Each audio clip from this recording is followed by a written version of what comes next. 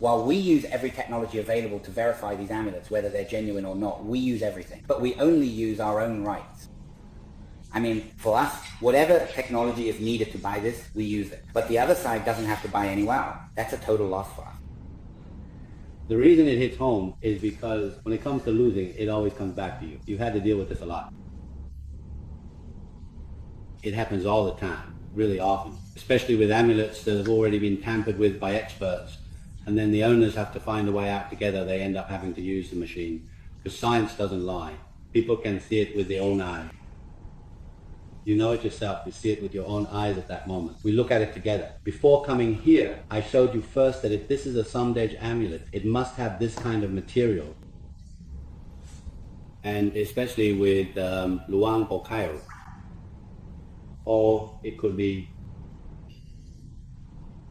Luang Pu Yam from Wat Sapan Suam Sapan Su.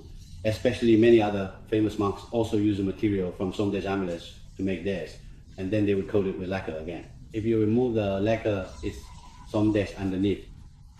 You see, where has this kind of knowledge ever existed? Nowhere. They just make things up every day, writing for the association and waiting around. I've already said I have no authority. If I did, I'd have them all thrown in jail. Why do people buy into the association's classes, which claim to have been around for a long time and to follow international standards? Many come to check the details or are determined to investigate further because they want to know where the real truth lies.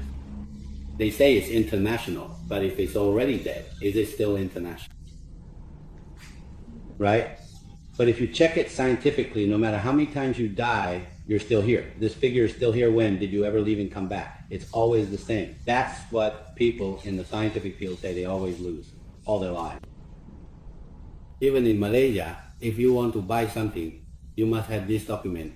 If you don't have this document, they won't sell it to you. And especially, it has to be from zero. Otherwise, they'll scold you. In the end, they have everything, just like they used to look down on us for. Looking for votes, looking for germs, joint pain, looking for something, turns out they have everything but don't use it much. Especially that one song that was involved in the case. People kept saying this and that, treating documents as if they were tools. And their own mothers, they don't know much at all. Do you even realize that in reality, all those monks bought their amulets from dealers? They themselves were deceived. And there are a lot of those monks.